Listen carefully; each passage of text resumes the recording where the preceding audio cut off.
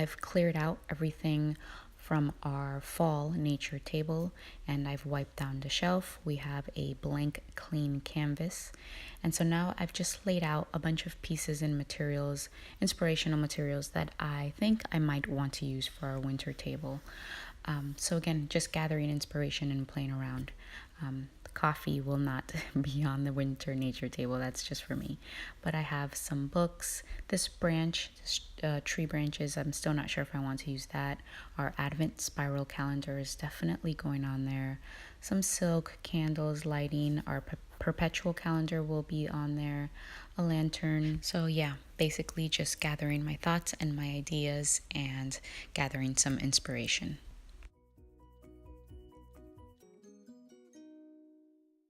I've laid out my bigger pieces to work around them and figure out my placement. And then I've also hung up our silk cloth to add as a background. So if you haven't seen the video on my DIY perpetual or circular Waldorf inspired calendar, then I will leave a link for that down below. But basically here I'm just starting to fill it in again. I switched out months from November to December. And yeah, so the months are perpetual and they go around the sun, and that's to represent the event of the earth orbiting the sun and how that completes our yearly calendar. And then going around the monthly peg dolls as an outer circle, I am also doing the same with the days of the week.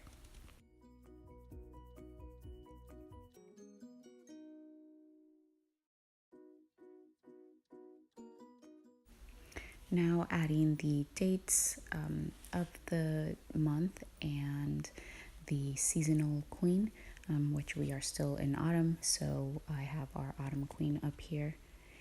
And yeah, so basically just piecing together our calendar.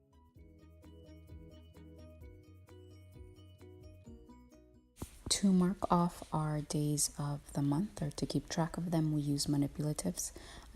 And so I'm using these blue gems that I found at Dollar Tree. They work well because they have a flat bottom, so they sit on top of the calendar without rolling off. And I mentioned in that previous video that we use manipulatives, again, to mark off days of the week, just like you would on a flat calendar. And last month we used acorns because that seemed appropriate for the month of November. So for December, I want to use something blue or something icy, something that goes with the rhythm of this time of the year. I've had this lantern for so long, I can't even remember how many years. But inside I just added twinkle lights and a little house and tree from Dollar Tree just to make it whimsical, and I know the kids will like playing with that lantern. Our gems sit on our nature table, not just because they go along with our calendar, but because they serve as our manipulatives for our learning activities for the winter season. And the kids also use them for sensory play. They pair them with their peg people, sensory bins. So that's basically what you want on your nature table. Items that you love, trinkets that your kids love, and that have a true purpose in your season. And now my preschooler comes over to admire my work and find out what I exactly am doing. He's admiring Mary, Joseph, and baby Jesus Christ. My littles love the nativity story, and so they're really loving this Advent calendar that we chose this year.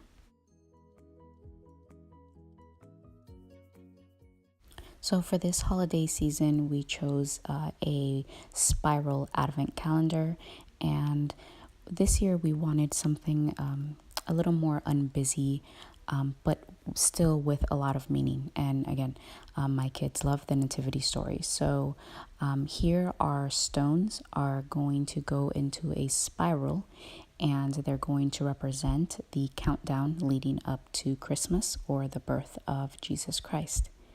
And so each day we will remove a stone, and we also have a caroling book that we're going to pair with this and sing a carol every night. So again, something unbusy, but still very meaningful that just allows us to slow down and enjoy this holiday season.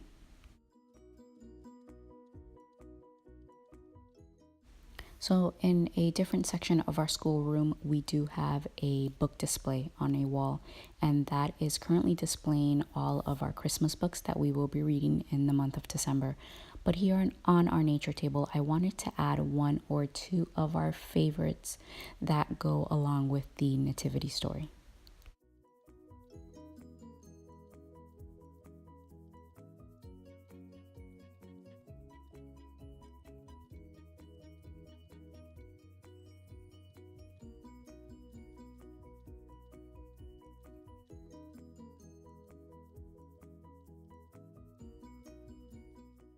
So, of course, a good nature table needs nature goodies. And these are some of our favorites that we've collected from the outdoors the past few weeks. The tree trunk is actually from our Christmas tree. Every year when it's getting trimmed up and cleaned up, we pick up and we bring home the most bottom part of the trunk. There's also some pine cones that our Christmas tree has been dropping, so that's really sweet. We have a few of those in there, and some cotton that we picked up from the farm in early November, and it's still going strong. It's actually just now starting to fall off of the flower and droop down, and it looks very snowy and wintry, so I thought that would be appropriate.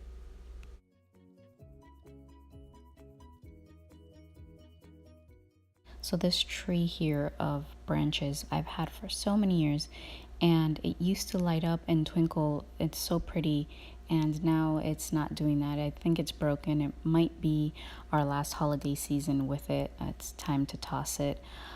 So because I am not getting the twinkly effect off of it, I thought it needed a little bit more. So I'm adding this pom-pom trimming. I'm not sure where I found this. I'm going to say Target.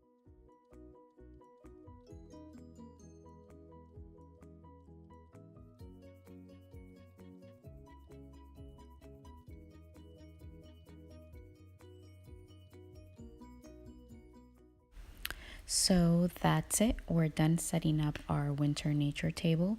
This is what it looks like for now. Now, of course, as the season does go along, we will be adding more things, especially nature goodies that we like to collect while we're outdoors. We bring them inside to play with or to display here on our table. We also craft a lot, so throughout the season, we'll be adding some of our favorite craft pieces. Our peg dolls will be changing into our winter themed peg dolls, and along with our perpetual calendar, the seasonal queen will be switched out.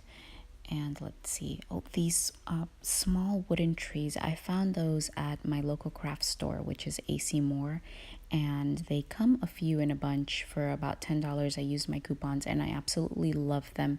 They're going to go greatly paired with our peg dolls.